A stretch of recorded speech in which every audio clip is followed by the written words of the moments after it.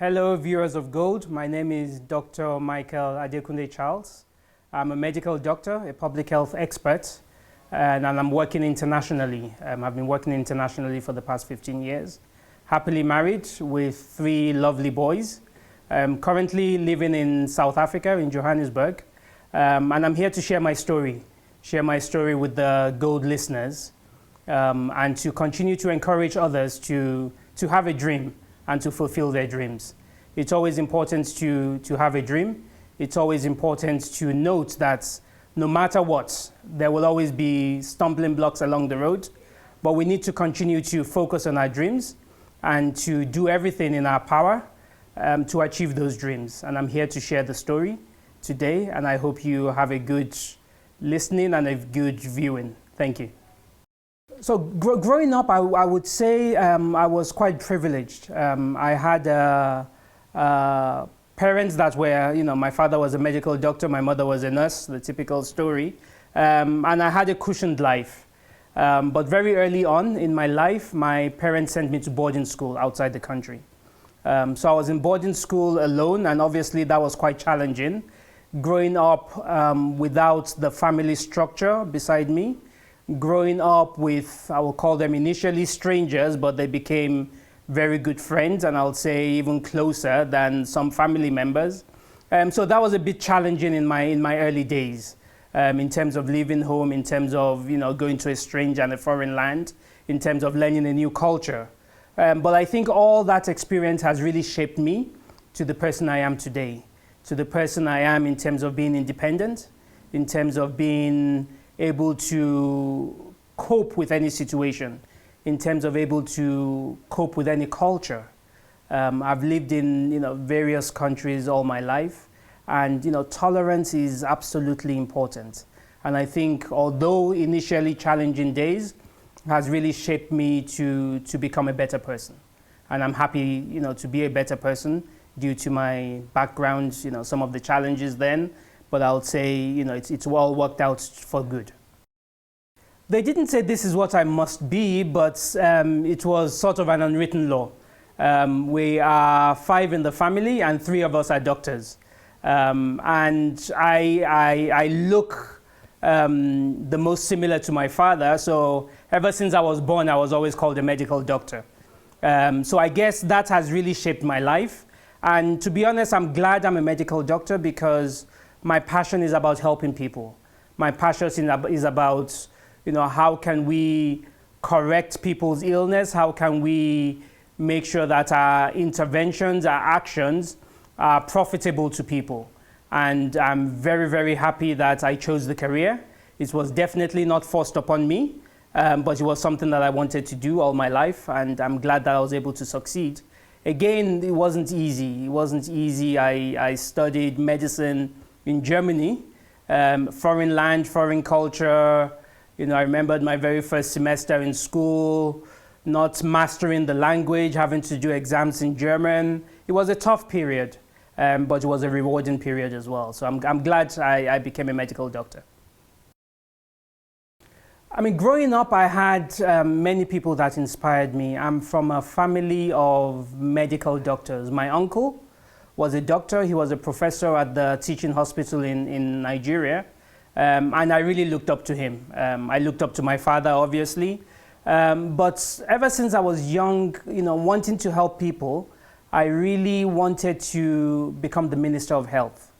And I've followed many ministers of health in Nigeria, in Germany, now in South Africa, in terms of what they do, and through their influence, how they've been able to change the course of history, especially when it comes to healthcare, when it comes to people, when it comes to people's livelihoods as well.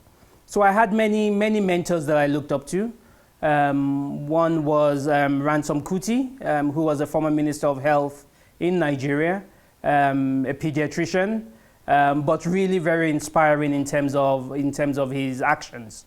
And I emulate a lot of his actions in terms of deferring all odds, making sure that the focus is never lost, and the focus is about how do I, through my actions, make sure that people have better health care on the continent, because as we see, the healthcare infrastructure on the continent needs some improvement, and I think our collective action will definitely, lead us in a better direction. So definitely, yes, many inspiring people that have come across along the course of my professional career and my personal career, and I'll always be grateful to them in terms of shaping me to the person I am today. I mean, the turning point in my life was in 1994 when I lost my father. As I said, I went to school abroad, and he was the one paying for my tuition. I think then I was in my second year of medical school. And finally, he was gone. He was the breadwinner, and I had to fend for myself. So I had to, make a choice. Do I give up my dreams, or do I really see how I can pick up myself, work, and be able to finance my studies? And in those days, I was just telling my kids, the other day that I used to work night shift in the hospital. So we used to start at 8 p.m. till 6 a.m. I'll go home, sleep 2 hours, go back to school, to our lectures, which was from 8 to 5, come back home, sleep from 5 till 7:30, and then go back to work. And I used to do that at least, 8-10 days a month. So it wasn't easy, but that for me was the defining moment. And I had to look at myself and say, well, I can give up and say life is not fair on me, or I can try to make a difference in my life. And for me, I chose to make a difference. I chose to make a difference because I was focused and I knew where I was going. And for me, it is really important to say, we all need to have a dream. We all need to focus. And, yes, there will be bottlenecks, there will be stumbling blocks, but as long as we remain focused and God on our side, we will definitely make it. And I'm encouraging everybody today to say we will make it. I even worked in factories. During the school holidays, I'll go to a factory, and I was telling my children that, education is key and education is important. Sometimes I was in the factory and I was doing the same thing for 8 hours, not using my brain at all, but doing something that was repetitive. And it's so important that, yes, at that time I had to do it because I needed money, but there was a bigger goal. And we need to see the bigger picture right from the beginning. We need to look at the bigger picture, we need to be focused, and we need to achieve our dreams. I mean, the pandemic is unprecedented. The last time we had a pandemic was in the Spanish flu, which was in 1918. So almost a whole century later, we're being confronted with the coronavirus. Obviously, it's caught us unawares in terms of some of the repercussions. But I think we as human beings, we as Africans, we have been able to react, and we reacted quite quickly. Given the example of South Africa, when they were quickly able to close their borders, declare a state of emergency, and really put things in place to ensure that the pandemic will not cause total collapse. And we've seen that with the numbers that we're seeing at the moment, that yes, it has affected South Africa, being the highest on the continent, but at least it could have been much worse. We're seeing countries in the Western Hemisphere that are much worse off than we are. So I think as Africans, we have done something right. Notwithstanding, yes, the consequences of COVID is huge, and it's going to be with us for many years to come. Unemployment has risen, people have lost their livelihoods, a lot of people are not able to work. So all that has accumulated in an effect that is so big that it's going to take a long time to recover. However, for me personally, I've learned a lot during COVID. I've learned that we need to be grateful at all times. It's not a given that we have a job today, we'll have a job tomorrow. As I said, many people have lost their livelihoods, they've lost their jobs. So really wanting to be grateful at all times. The second thing is, there's a saying in South Africa called Ubuntu, which means I am because you are. We coexist. COVID has really taught me not only to be grateful, but to look out for my fellow humans, my neighbors, my friends, people that are struggling. We need to come together because without them, there's no me, and without me, there's no them. So we really need to come together as a community, as a nation, as a continent, And as the globe, we need to come together to be able to defeat this virus. And I'm glad that a lot is happening through the African Union, through the various countries, through the leadership. Can more be done? Definitely yes. People that have lost livelihoods, people that are not able to feed. And that's why we need to pick up the pieces together. No one human being can do it, but we can definitely do it collectively. And I'm really, really convinced that together we shall overcome this pandemic, and together we shall succeed. I mean, with any pandemic, with any large-scale disaster, there will always be myths. Myths like, black people don't get the virus, or it's a virus of the rich, it's a virus of the people in the urban areas. For me, I look at the science. And the science tells us that anybody can get it, whether you're black or white, whether you're old or young, whether you're a man or a woman, whether you live in urban or rural areas. That's what the science says, and as a medical doctor, I go by the science. Now, in terms of conspiracy theories, was it a disease that was, done from the lab or not? To be honest, I don't engage in such because I'm not informed about which one is right or which one is wrong. What I am informed about is, what is the current status quo and how can we solve the problem? And definitely there is a pandemic. People are dying, people are getting sick, vaccines are being developed. And what we are saying is that once vaccines are developed, we hope that they are made available, not only for the rich countries, but also for the poorer countries. Because as long as one person on earth has COVID, the likelihood of it spreading is there. So if we're meant to defeat the virus, if we're meant to defeat this disease, everybody has to have access to treatments, to vaccines, and to healthcare. And that is what we are promoting as public health experts around universal health coverage, making sure that everybody, no matter where you live on this world, you have access to healthcare and you have access to defeating the virus. I mean, the millennials, it's a good question. What do they have that we didn't have? The first thing is technology. I mean, when I was growing up, we hardly had any technology. I remember in those days, televisions, channels, we only had about 3 or 4, and they used to come on at 4 p.m. and then end at 12 midnight. Now we have 24 hours television. We have almost every child now has a gadget. I think, there are positives to that because obviously it's a digital world at the moment, but there are also a lot of negatives in terms of that social interaction. I go to parties and I see almost everybody on their cell phones. They're not able to converse, they're not able to engage. So I think that's something that we as parents, we need to be very careful of. The other thing I've noticed around the society is morals. The millenniums, their morals is not the same moral values we were taught.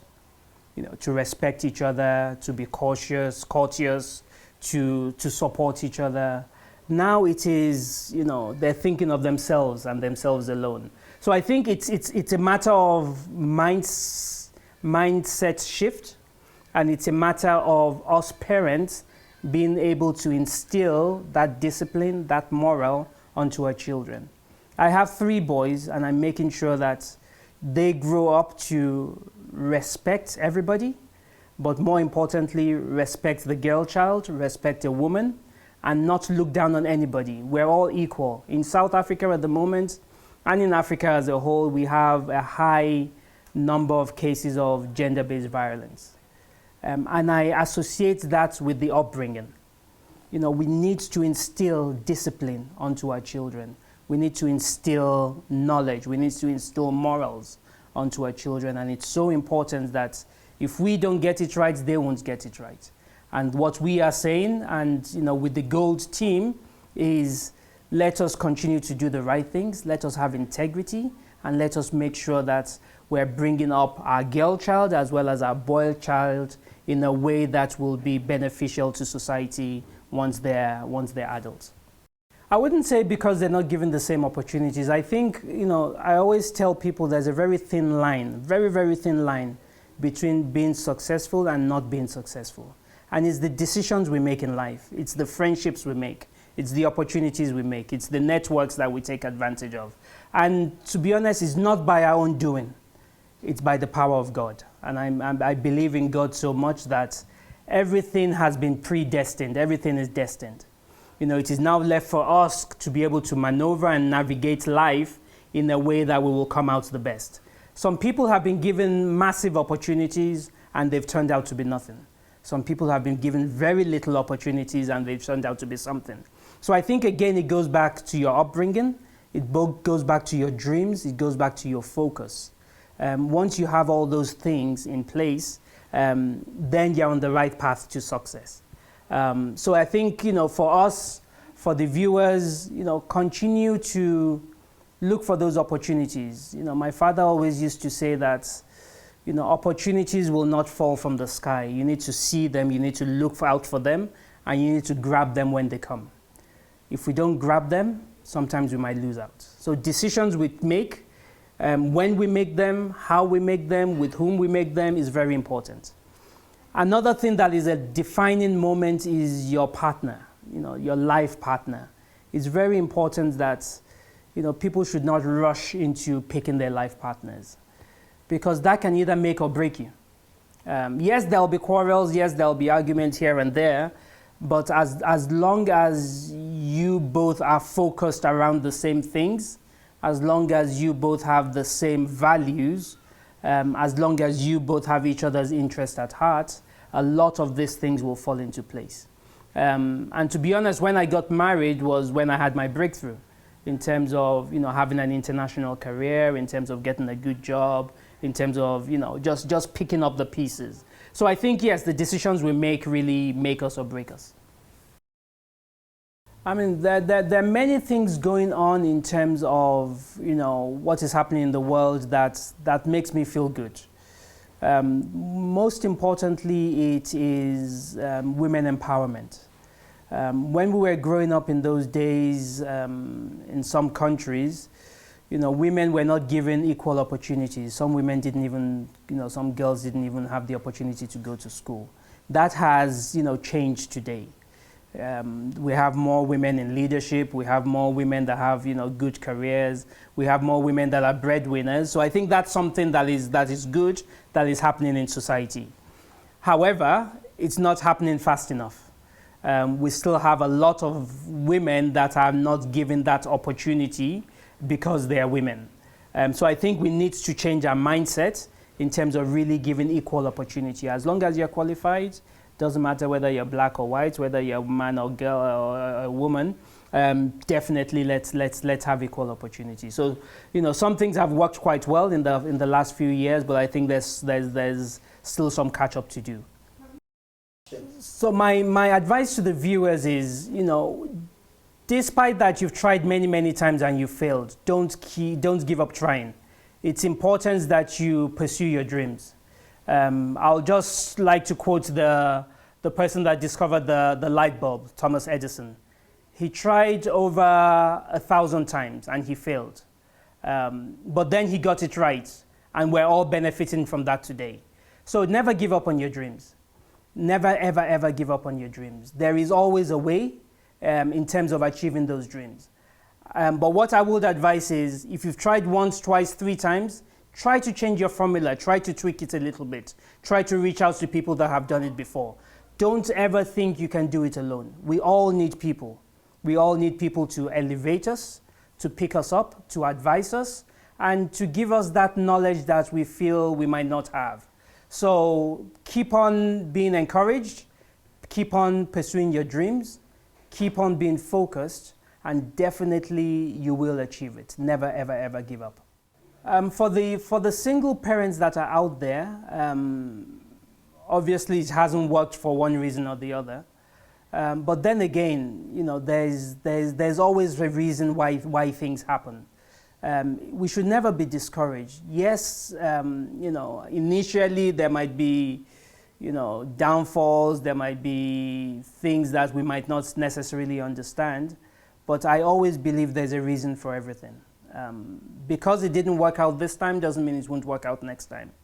But more importantly, as single parents, let's continue to be there for the children. Whether you're a single dad or a single mom, I think that connection to the children is very important in terms of the legacy we leave behind and the kind of world they will inherit in a few years' time. So it's left for us to do our part however hard it may be, however difficult in terms of financial resources, in terms of time, but we've been able to bring people to this world. It is also our responsibility to take care of them and to guide them in a way that is meaningful to society. So yes, it might be difficult, but hang in there. There's definitely a reason for everything, and I'm sure that your reasons will be fulfilled.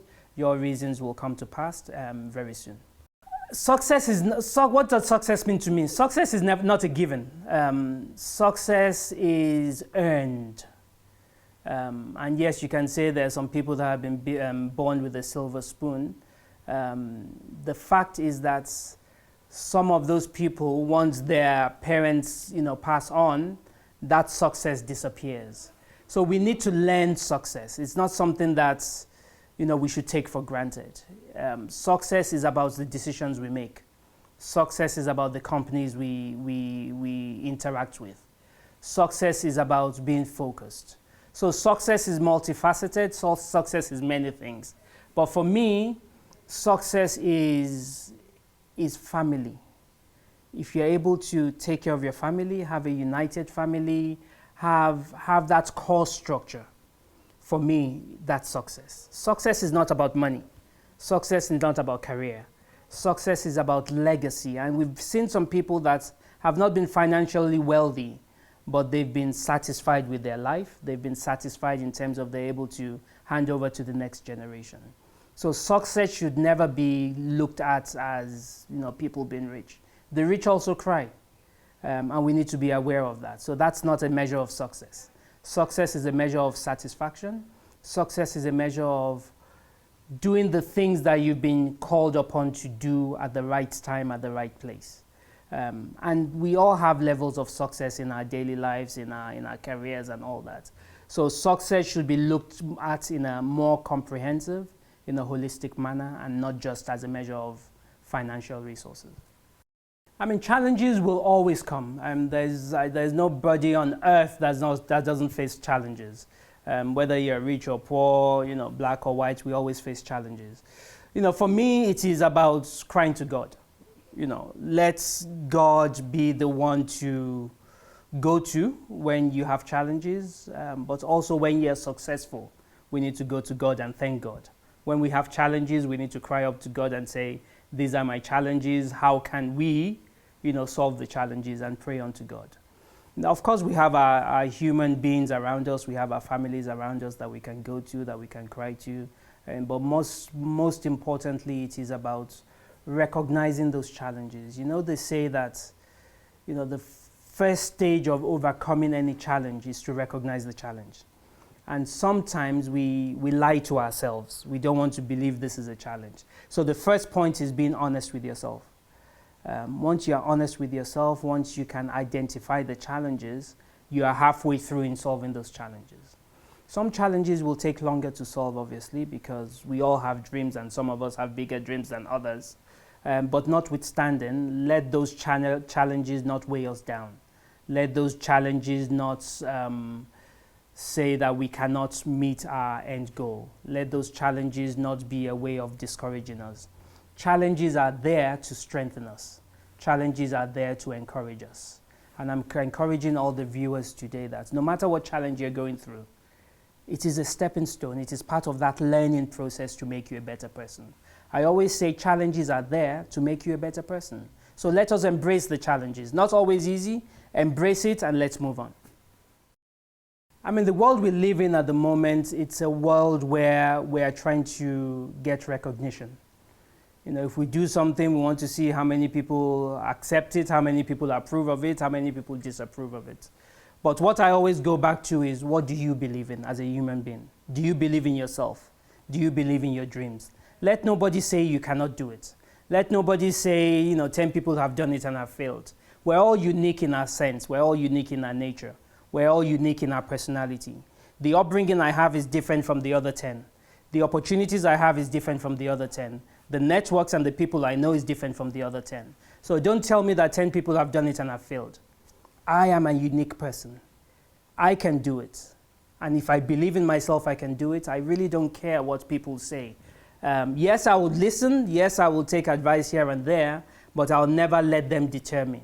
And I think, the world we are living in now, unfortunately, a lot of people are looking for acceptance. They're looking for recognition of their actions.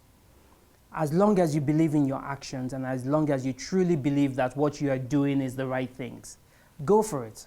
I mean, if you fail, just try again with another strategy, but don't let anybody tell you can't do it. And that's what I teach my kids. I don't want to hear, Daddy, I can't. I want to hear, Daddy, how can I do it? Or how can I do it better? So just changing the mindset and really making sure that we're able to support each other, encourage each other, and build each other up. I mean, my favorite quote is, from one of my mentors, Nelson Mandela. He always says that it seems impossible until it's done. And for a lot of us, or a lot of people out there that are going through challenges, that are going through hardship, you always think, oh, how would I get away from this? Or how would I come out stronger? It always seems impossible until it's done. What I want you to know is that it can be done. And with your strong will, with your focus, with your motivation, with your commitment, it will be done. So that's one of my favorite quotes that, wakes me up in the morning. Even if you're having challenges at work, even if you're having issues, that's something that really motivates me to say, we all come from different walks of life. We all come from different backgrounds. And sometimes what we're trying to achieve just seems impossible in my situation because I don't have the connections, I don't have the money, I don't have the networks. But that doesn't count. If you focus, if you continue to be steadfast in your actions, you will get there. So it always seems impossible until it's done, but it can be done. I mean, I know a lot of people that are not where they should be, and I have personal friends that we grew up together, and he's not where he should be. Tried different things, but not working out, helped him here and there, but still not working out. What I would say is, just hang in there. There is a reason why you're going through what you're going through at the moment. But don't give up. There's a reason why you are here. There's a reason that God has, given you the privileges that you have. But there's also a reason why you need to continue dreaming. It's so important that no matter what happens, we continue dreaming. So, my friend, continue dreaming. We will dream together, and we will achieve together. Never, ever, ever stop. And, I'll be there for you as you've always been there for me. I mean, in terms of leadership quality, I'm currently a leader in my industry. And what I do promote always is the 3 Fs. As a leader, you need to be fair. And the question I always ask myself when taking a decision is, if somebody else comes with me with this request, will I do it for that person? If the answer is no, then I will not do it for this person because I'm not fair. So fairness is absolutely, absolutely critical. The second F is, as leaders, we need to be friendly. We need to be welcoming. We need to make sure that people are able to talk to us. The worst thing a leader can be is a leader that always wants to hear that he or she is good. You need to create that environment to be able to also get negative feedback because, we all have our strengths, we have our weaknesses. So being friendly is key, but being friendly is also, you need to be very careful. If you're too friendly, people might take advantage of it. And if you're not friendly enough, people might run away. So really striking that balance. So being fair, being friendly, and being firm is the third F. As leaders, we have to be firm. If things are not working well, let us tell people that it's not going well. So those are my principles around leadership. But apart from the 3 Fs, it's also about integrity. As a leader, we need to show integrity. And if we're not leading by example, then a lot of things will go wrong. They say the fish rots from the head. So I always make sure that, are my actions, will they make me more, be part of integrity, or will it be less, in terms of integrity? And I'll always make sure that nobody should be able to question my integrity because whatever I do, I make sure that I do it in the best interest of the organization in the best interest of my people and not for my own selfish interest as an individual or as a leader. So integrity is key as well as the 3 F's. How do I want to be remembered when I'm no longer here? First, within my profession, I want to leave a legacy of doing the right things at the right time, a legacy of helping people. I think my call to action as a human being is to help people, whether I know you or I don't. As long as I'm in the position to help, I'll definitely do that. As a father, I want to be remembered for giving my children the best education, giving my children the best legacy, giving my children the best morals for them to be able to continue in my footsteps, for them to be able to continue to also change the world. And the third question is? As a friend. As a friend. As a friend, again, it is being there for my friends. It is being remembered for the laughters, for the good times, and for the things I stand for in life, which is trust. It is for my friends, I would want them to see that, or to remember me, that they could trust me, that I could trust them, that they see a man that stands by his words. And that's what I always believe, that if I say I will do something, I will definitely do it. I will never say I'll do it and don't do it. And I think my friends know me for that I'm a man of my words, and I always stick behind what I say I will do. And if I can't do it, I'll tell you, sorry, I can't do it. And I think that is what I really, really want to be remembered for, a man true to his words. So the greatest project, and I'll divide it into 3, what I want to do in the immediate, in the medium term, and in the long term. In the immediate is to continue to do what I'm doing, to provide leadership to people. And currently what I'm doing is really helping people within Southern Africa, because that's where my role currently is at the moment. But to move that beyond Africa, to help people in the communities, people that are deprived, people that don't have access to education, access to healthcare, really making sure that, within my scope, within my work at the moment, I'm really able to expand. And that's what I do every day in terms of trying to make sure that I push my colleagues, to the minimum to be able to deliver. Because at the end of the day, we've been put in the positions of authority because we're there to help. And I always tell people that, it could have been easily that, you're on the other side and you're really, waiting for help from other people. So God has put us in positions of authority to help, and we should never abuse that. So really, in the short term, it is continue to expand on those opportunities and continue to give back to society. The second thing I would like to do in terms of the medium term is to expand, some of those helps to the continent as a whole, to people in various parts of the continent, and to be able to really achieve purpose for them. And in terms of the long term, my long-term plan will be able to build a charitable hospital, a hospital where no matter where you are from, you can come in, walk in, get the needed treatment you want, and be able to go back, because health is wealth, as they say, and being a medical doctor, being a public health practitioner, it is important that we're able to give back to society.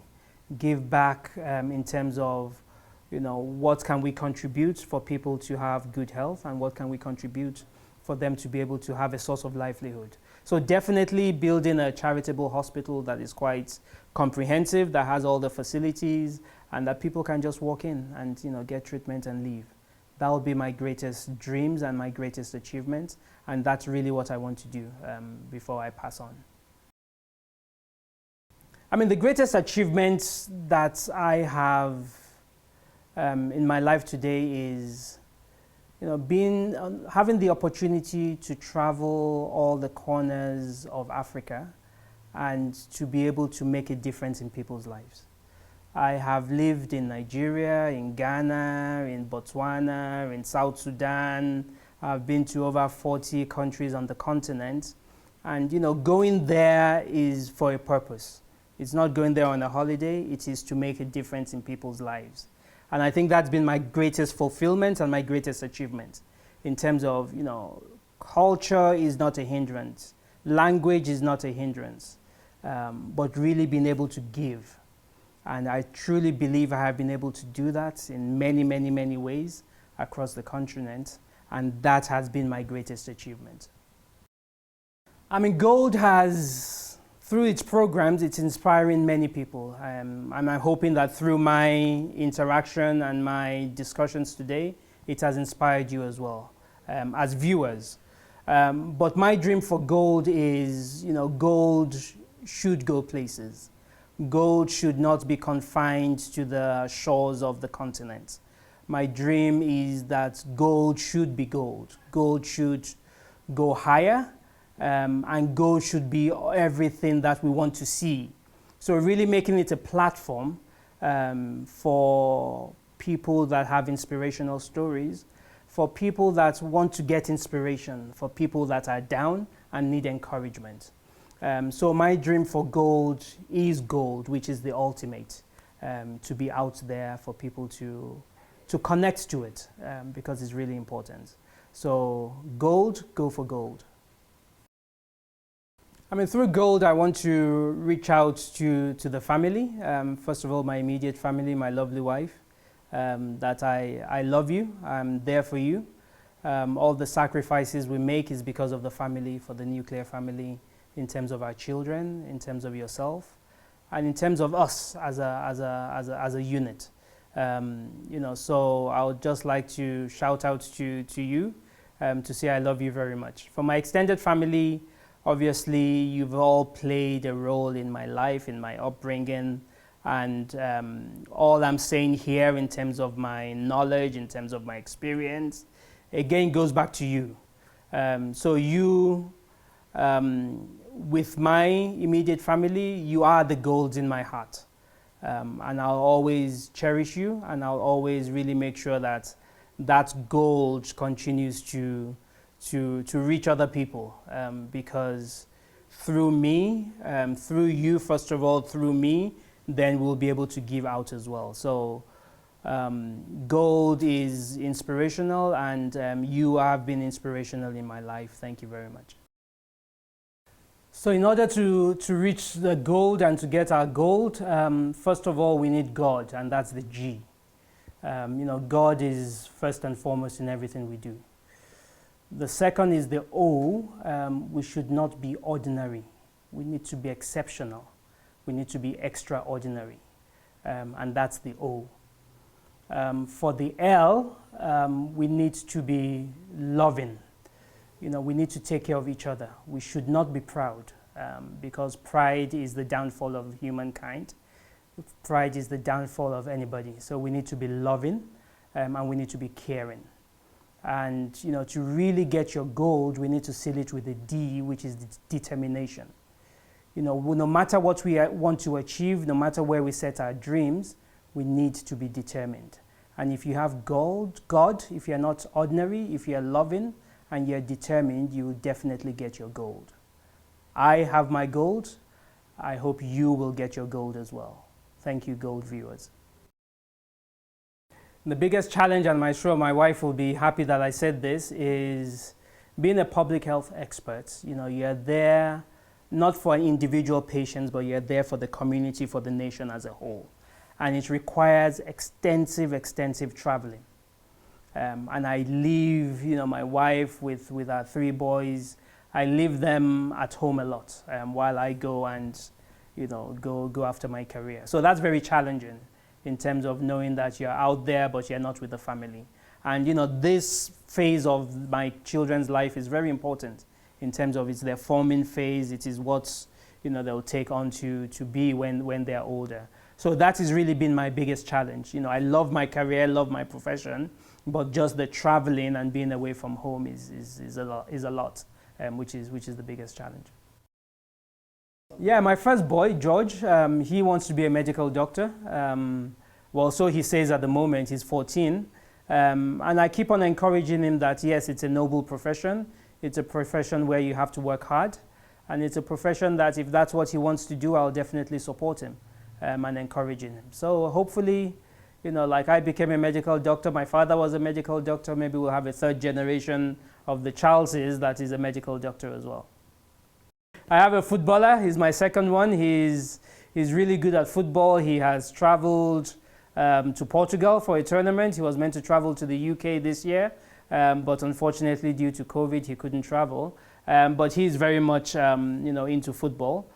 He also wants to have a career in accounting, and I encourage him that yes, you can do sports, but it's also good to have a profession. And then the last one wants to be an engineer. So yes, let's hope that they'll all be good in their professions and they'll all be masters in their career.